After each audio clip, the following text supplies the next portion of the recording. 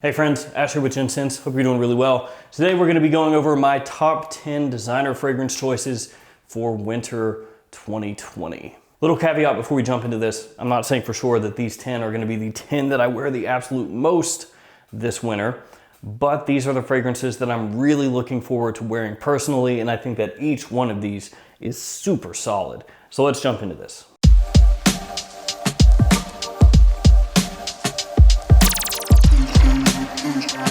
First off, a few honorable mentions. I usually don't do honorable mentions, or at least I haven't recently, but there are a few that I want to mention here really quickly. The first one is Mercedes-Benz Club Black. The fragrance is awesome. It's actually, I think, right here above my shoulder, somewhere back there. But Mercedes-Benz Club Black is fantastic. The best from the club line, easily. It is, though, pretty difficult to find. When this one shows up at discounters, it sells out like that. And that's for a really good reason, actually. You can pick this up for a good price, typically gonna be somewhere in the $30 to $40 range, at least when I've seen it. It could potentially get marked up though, because it is a fragrance that has some kind of underground hype to it. So when it does become available, people snap it up. So you might see that price tick up a little bit. It's got ambroxan, incense, and bergamot in there, but that's not really what this one is all about. It is all about vanilla and benzoin, more specifically the vanilla. It gets compared to Cologne of the Missions, which is discontinued. Used to be a really great cheap fragrance, that one, but now it's more expensive. And also Perry Ellis Black Vanilla Absolute, which was an amazing buy when that one could be found. So Mercedes-Benz Club Black, if you can find it, awesome fragrance if you love vanilla. A couple other fragrances I want to mention very quickly. 1 Million Privé from Paco Rabanne and Pure Havane from Terry Mugler. Each one of these fragrances does a similar thing. They don't smell the same, but they're in the same family, if you want to call it. And by that, I mean they're both tobacco fragrances that have a really nice sweet side to them, little bits of spice. 1 Million Privé has more spice than Pure Havane does. Pure Havane a little bit more on the honeyed side of things, but each of them fantastic if you like tobacco fragrances in fall or winter. So with those out of the way, let's go ahead and jump into the top 10. Number 10 is from Emporio Armani. It is Stronger With You Intensely. This one has toffee, cinnamon, vanilla, and tonka as some of the notes in the fragrance. This one has a lot of power behind it. It's a really good fragrance in terms of the longevity and the projection. Big compliment pulling fragrance as well. Great for an evening out or for use during the day. It's an improvement over the original Stronger With You in my opinion. Stronger With You Freeze is also a solid flanker, but that one more for spring or fall kind of neutral weather. This one, fantastic for winter. It really cuts through the cold. So number 10, Stronger With You Intensely. As far as just cool or cold weather fragrances in the Stronger With You line, this is the one to own. And I'm gonna leave links in the description below, guys, to each one of these fragrances at discounters. So if you do wanna pick one of these up, don't pay full retail, save a little money. Number 9, Gentleman Eau de Parfum from Givenchy. This one has orris, vanilla, tolu balsam, lavender, and pepper as some of the notes in the fragrance. This one gets compared to Dior Homme Intense and Valentino Uomo Intense. And that's gonna be because of the orris or iris that is in this fragrance. And the similarities are definitely there. If you're familiar with Valentino Uomo Intense or Dior Homme Intense and you smell Gentleman Eau de Parfum, you'll be able to pick out pretty quickly what people are talking about when they say that there's a similarity there. That being said, the orris here is less makeup-y than in Dior Homme Intense and also Valentino Uomo Intense, and it's less in your face. There's a little more of a focus in this fragrance on vanilla with pops of spice. Works really well, fantastic scent, and one that I fell in love with the first time I smelled it. Number 8 is a fragrance that I think is an amazing, amazing buy for the price. It is Halloween Man X. And I've talked about this fragrance a bunch of times since it first came out and I first smelled it. It is a fragrance I did not have high hopes for before I smelled it. Thought it was gonna be cheap and kind of just a throwaway trash fragrance. Then I smelled it and I was like, that is a great buy. Because you can get the Halloween line, like every fragrance in the Halloween line, for cheap. They're all like 30 bucks and less. So this one, at that price point, an absolute steal. This one has coffee, whiskey, leather, tonka, and spice as some of the notes in the fragrance. And it's really most well known for its blackjack accord, which is really just the coffee, the whiskey, and the leather. They put those three notes together and called it a blackjack accord. The coffee here is kind of a roasted coffee, so it does have that sort of burnt edge to it. It's not a super sweet coffee note, but it smells really nice. This one, like I said, a great bang for your buck fragrance, and the performance is good too. Number 7 is Salvatore Ferragamo Uomo Signature. And some people actually will compare this fragrance, Uomo Signature, to the last one that I spoke about, Halloween Man X. Though for me, there's a pretty big difference between the two. But the notes are here that you could draw to that one. There's coffee here. Actually, they call it a roast coffee note, so you've got that in common. There's leather in this fragrance, just like the last one. There's tonka in this fragrance, just like the last one. There's also cinnamon in here, a little bit of citrus as well. But this one to me is really just more of an impactful, grown-up Salvatore Ferragamo Uomo with more depth, more richness. It's a really nice fragrance. There's a good touch of sweetness in here. Big attention-grabbing fragrance, great price on it as well. Doesn't cost all that much. Performance is there. There's a lot to like. As far as the entire Ferragamo Uomo line goes, I think the best one is Signature. I think if you get just one, that's the one to get. So that one, Ferragamo Uomo Signature, comes in at number 7. At number 6, Dior Homme Intense. This one is timeless for me. I absolutely love it. One of my favorite fragrances of all time. Pear, cedar, lavender, ambrette, and of course, iris, some of the notes in this fragrance. And like I mentioned before, it does have some similarities to Gentleman Eau de Parfum, which is also on this list, but Dior Homme Intense, in my opinion, is just the pinnacle of this style of designer fragrance, of a very iris forward in a sort of makeup-y way, lipsticky way. Dior Homme Intense just absolutely is perfect. I would not change it. It is a fragrance that trends more toward evening wear or formal wear. It's not a fragrance that comes across super casually. Not really a fragrance that I would think of off the top of my head as an office fragrance. Like if somebody came and requested from me an office fragrance, a wintertime office fragrance, Dior Homme Intense may not crack the top 50 or top 100, I don't know. But as far as just being an amazing smelling fragrance, yeah, for sure. So even if it kind of trends more toward evening wear, formal wear, I don't care. Dior Homme Intense is awesome. And me, myself, I'll wear it wherever. I don't care. I like it that much. Number 5 is gonna be Versace Oud Noir. This is another one. First time I smelled it, fell in love with it. It is one of my absolute favorite designer oud fragrances. It is one of the first beginner oud fragrances that I will suggest to people if they come to me and they say, I've never smelled an oud fragrance.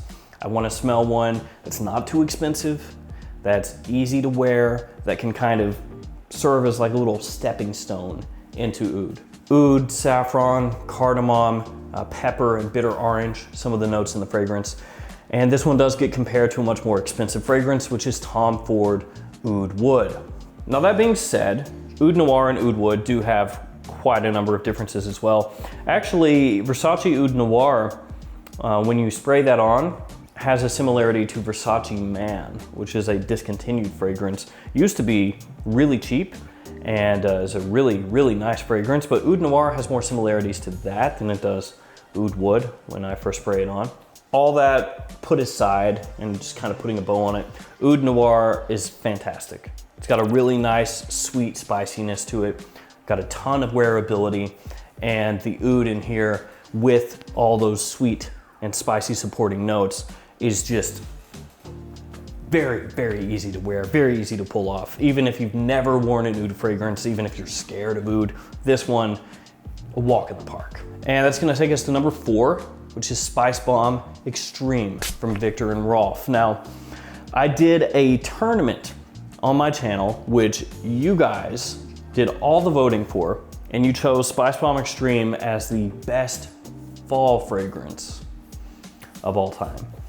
For me personally, Spice Bomb Extreme is more of a winter fragrance than it is fall. But I do agree with everyone that voted out there that it is a fantastic fragrance. Cinnamon, saffron, tobacco, black vanilla, some of the notes in the fragrance. This one does have that spice, obviously it's in the name, Spice Bomb, but it has this really nice sweetness from the black vanilla, which helps contrast that spice. And the original Spice Bomb, all the spice was right there, right in your face, boom, very aggressive. And some people like that. They said, yeah, this is awesome, this is it, this is the best. But Spice Bomb Extreme reined that in a little bit, reined in that aggressiveness a little bit, tempered it with some of that sweetness, and in my opinion, improved upon it, just made it much better. So while that spice is still here, still front and center, this one is an improvement. It keeps the performance, it lasts forever, projects heavily, and it's even more appealing to the people around you. It is expensive. At discounters, it's still not discounted that much, but it's absolutely worth it. The performance is there, the compliment factor is there, the wearability is there, fantastic scent. Gonna take me to number 3. This one's from Issey Miyake. A lot of people are probably expecting it to be Pulse of the Night, which I absolutely love, but Pulse of the Night is very hard to find. That's the big drawback from Pulse of the Night. It's not very often for sale. When it is for sale, it sells out like that. If you can find Pulse of the Night for a decent price, pick it up, in my opinion. Love it. But number 3 is a fragrance that you can find a lot easier and usually for a better price, and the quality is right there with Pulse of the Night. It's Nuit d'Issey Noir Argent, and it is awesome. Myrrh, leather, olibanum, saffron, and grapefruit. Some of the notes in this fragrance. This one is very rich. It's got a good amount of sweetness. It's got these nice resins, soft leather in there. Performance is good. The quality very high for the price that you pay. Issey Miyake just kills it with their wintertime fragrances. 9 times out of 10, they kill it. And this one is no different. It's a fantastic evening fragrance, a fantastic cold weather fragrance. It will cut through the cold. It smells like $1,000,000. Just a great, great, great scent. Number 2 is a fragrance that I've loved since it first came out. Talked about it a whole bunch. Prada Luna Rosa Black, my favorite from the Luna Rosa line. Tonka, amber, musk, bergamot, and angelica, some of the notes in the fragrance. Talked about this one a whole bunch. It smells a little bit like you took the discontinued Midnight in Paris from Van Cleef & Arpels, which is a fragrance that I absolutely love, so not a big surprise that I love this one. But anyway, you took Midnight in Paris, mix it a little bit with Bulgari Black, the hockey puck fragrance, and just give it a little sprinkle of maybe something like Luna Rosa Sport. So mix those things all together. It's not exactly like that, but it's gonna get you close enough to Luna Rosa Black. As far as what 99% of people are going to say, Luna Rosa Black is very unique smelling. Different than anything else out there, so it's definitely gonna set you apart. That being said, it also has a big compliment factor. It's got a really nice versatility to it. You can wear it during the day, even though it is Luna Rosa Black, so you think, oh, nighttime only. You can wear it during the day. You can wear it casually. You can wear it on a date. It's a fantastic scent. As I said, I've talked about it so much on the channel, but I still love it. Luna Rosa Black, fantastic, number 2. That's gonna take me to number 1, which is a fragrance that I picked up this year, which is one of the main reasons it's coming in at number 1. I really want to give it more wear and really wear it out in the cold weather and see how it works. It's the new Guerlain Lome Idiol Extreme. It has almond, plum, leather, tobacco, and cinnamon as some of the notes in the fragrance. So of course you have that almond, which ties it in with the rest of the Lome Idiol line. Last year, we had Lome Idiol Cool, which actually replaced Lome Idiol Cologne. I was not super pumped about that, you could say. All that being said, it doesn't really matter because we're talking about extreme. So this is the newest cool weather fragrance in the line. I would say up to this point, Eau de Parfum, Lome Idiol Eau de Parfum is probably the most popular, the most well-received of the line for the cool weather fragrances. That one really made use of cherry. So a really nice cherry note in there. In this fragrance instead, we're getting hit with plum, which is an underutilized note, along with cinnamon and tobacco. along with a little bit of leather as well. And I'm gonna tell you, the plum in here is a really nice departure from the cherry in the earlier fragrances. It gives it a different kind of feel.